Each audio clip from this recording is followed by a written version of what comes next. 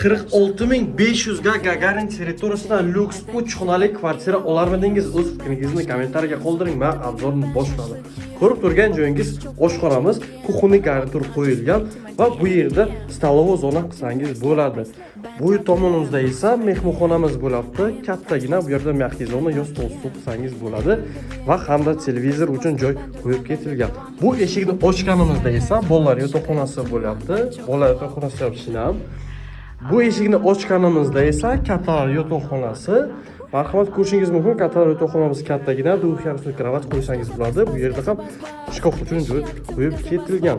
Navbat umumiy yuvinish xonasiga. Marhamat, bu yerda umumiy yuvinish xonasi.